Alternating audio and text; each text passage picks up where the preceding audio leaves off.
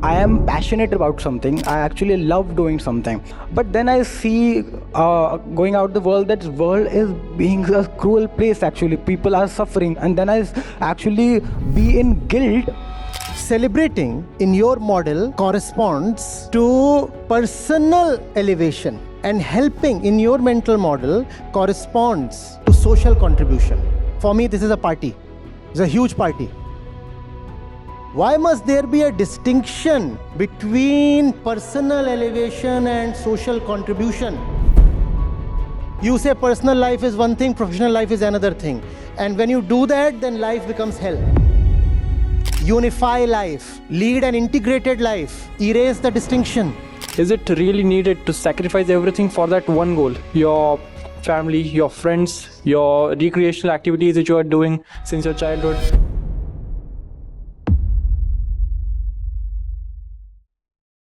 Hello sir, my name is Shivansh Mishra and I've been listening to you from past 3 years, and I was in Kota when I started listening to you, and my life was really changed when I started listening to you. I'm so thankful. I'm so thankful and grateful for all the teachings I got from you, and it was really a great thing for me. So my question is, I am passionate about something. I actually love doing something. Maybe it's art, maybe it's drawing, maybe it's singing, maybe it's talking to people and making them educating something. But then I see going out the world, that world is being a cruel place actually. People are suffering, people are being truly in pain. And then I see that what I was doing, I was just going, dancing, enjoying whatever my love was. And then I actually be in guilt that all those moments was just a waste, or I should just go and help people. But what should I do? I could go and help people, or I just follow what my love was? That's my question, sir. The problem is the distinction you draw between helping and celebrating. And that distinction also comes from personal elevation and social contribution.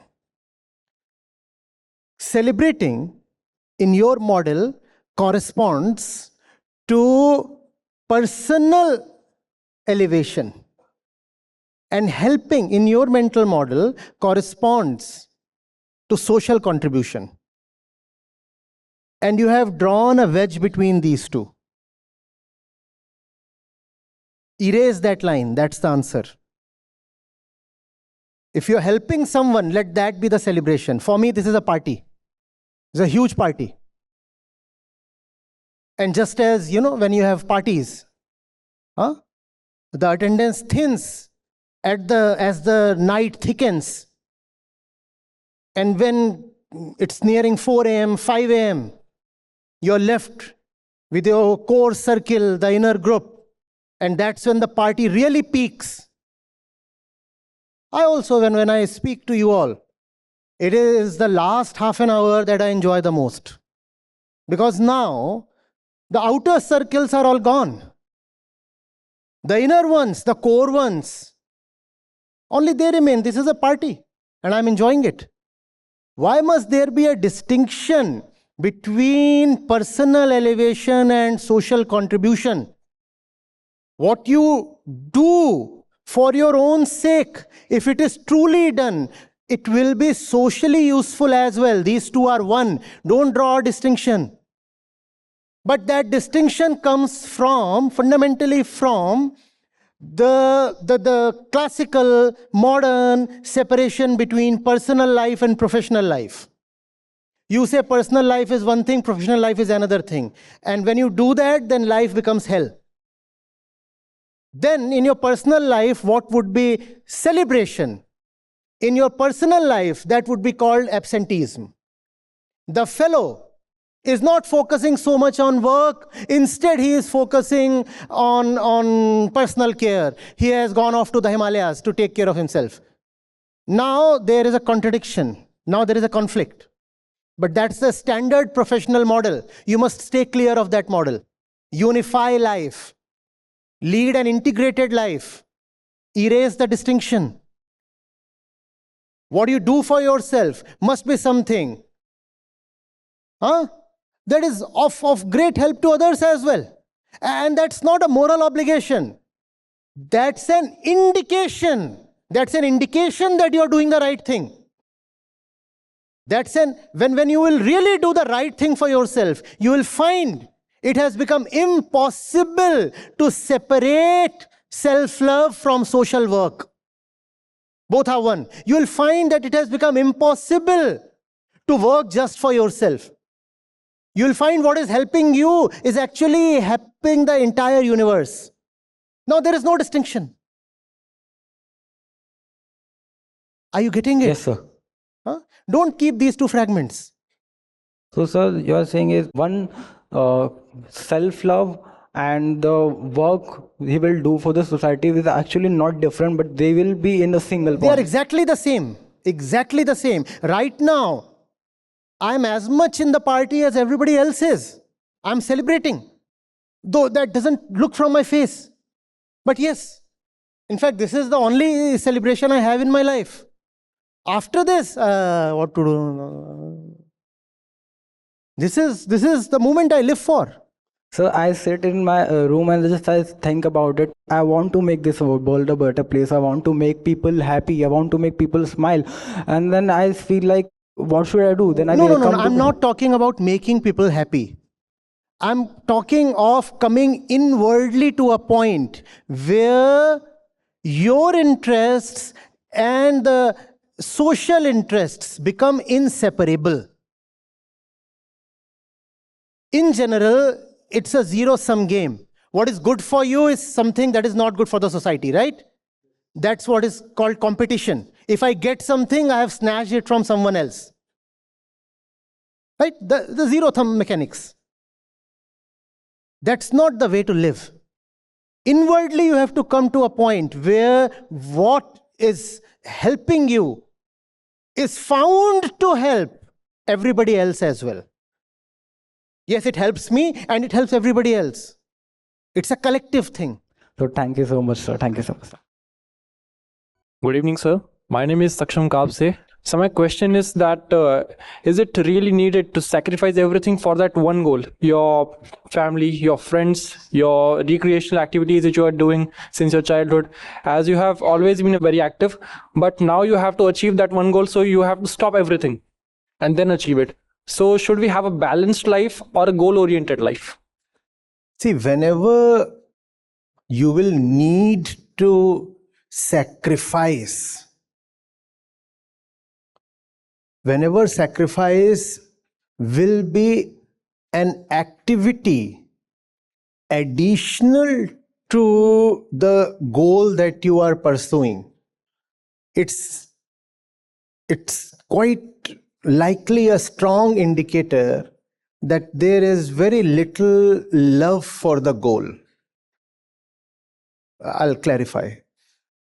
The mental model you are coming from is, here is this goal that I have chosen, right? And you're asking me, should I be fully dedicated to this goal or should there be balance? That's the word you used, right? Balance. Should I invest myself 100% into this, or must there be other things as well? And the presence of 10 other things in addition to this one is what you are calling as balance, right? Right.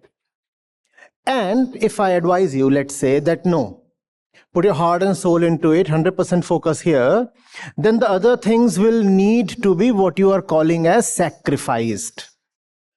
So there would be two things then. You're talking of two parallel activities. One, pursuing a goal. Secondly, and separately, more importantly, separately, dropping all things other than that goal. Whenever that happens, there is probably a mismatch, a dissonance. How? If I am actually very, very discreetly choosing this for myself, if I know the worth of this, if I know why this is important for me and the world and everything and everybody, if I really know the absolute importance of this, then where is the mental energy and the mental space to dedicate to any other thing? So the other things will not need to be sacrificed as an additional activity. They'll just drop silently, very quietly, even without your knowledge. You won't even know where all the relatively worthless things disappeared. Now, does that mean that there would be nothing left in life apart from this? No, sir, not exactly. What would happen is that whatsoever is needed in pursuit of this, because this is not a goal anymore, this is love. Whatsoever is needed in the pursuit of this would get aligned to this. Would get aligned to this. Now, this is something, if it's a worthy goal, probably it demands 10, 20, 30 long years of your life. So you'll say, first of all, I need to stay alive for that long, 30 years. So you will take out time for your body. You will take out time for sports, let's say. But now it's sports aligned with your mission. Sports keeping you fit for the sake of your goal, your love.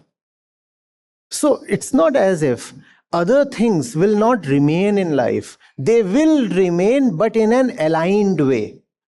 And the other things, they will get dropped, not sacrificed. Why am I asking you to avoid the word sacrifice? Because sacrifice denotes value. When you say you are sacrificing something, that is equal to saying that the thing had value, but I renounced, I gave up. And that's some sort of pain. No? When you know that value is contained in this, then the other things, don't really contain value. They evaporate. They're not sacrificed. They are ignored.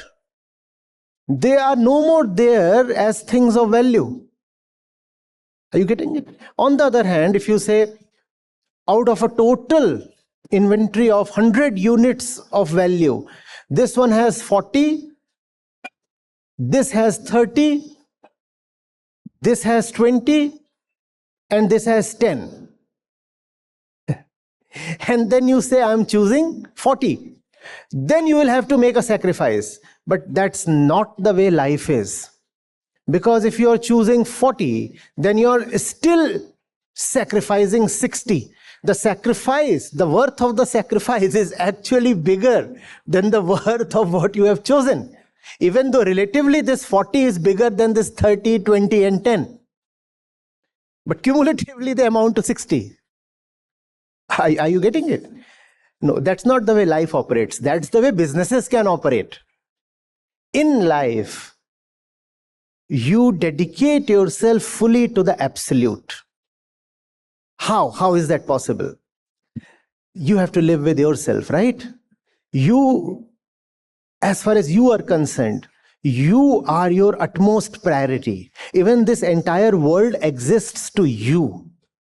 Therefore, see, what is it that you most desperately need to do in life for your own fulfillment? And that is your absolute. And then you can say, this does not carry 40 upon 100 value, this carries 100 by 100 value. And in the pursuit of this, if I have to do 5 other things, I'll do that. If this be my destination, then if I have to adopt 5 different routes, I'm fully flexible. That kind of flexibility is welcome. Flexibility when it comes to the routes, the means. But the end cannot be flexible. When it comes to the means and the methods and the routes, display total flexibility. But you cannot have flexibility in the objects that you love. You cannot say 40% love to this, 30% love to this. You can love only the absolute, right? And that absolute is not a far-off thing. When you look at your own inner condition, you are your own absolute, right? Because one lives within himself, herself. When you look within yourself, and if you are honest enough, you know what is it that you need. And that which you then need is not something only of your own. Therefore, the pursuit is not selfish. That which you really need is also something that the entire world needs. So without any guilt, pursue that which you really need. Really need. Really in bold. Really underlined. Really. Right? And in the process, as it keeps getting cleared, be ruthless. Pursue it wholeheartedly. Find other things dropping by the wayside. Don't bother. If you find one route blocked, immediately switch to the other one. No issues with any of that. Thank you so much, sir. I'm sure this has not been very clear, but as we move, probably we'll be able to see it a little more clearly. No, sir, it was clear, sir. Okay, I'm glad. Just download the Acharya Prashant app, and there you go to the community section, and you have live testimonials streaming in at the rate of 1 every 5 minutes. I'm seeing lives change in thousands, if not millions, every day in front of my own eyes. We are doing it. Right. We have actually done it. Join the community of more than 2 lakh participants on the Acharya Prashant app. Your first month is completely free. You'll get full access to Gita Mission. On the app, you will get regular live sessions, daily exclusive conversations with Acharya Prashant, access to the vibrant Gita community, wisdom exams, curated news, audiobooks, quotes, and much more. Search Acharya Prashant on Google Play Store or Apple App Store and download now.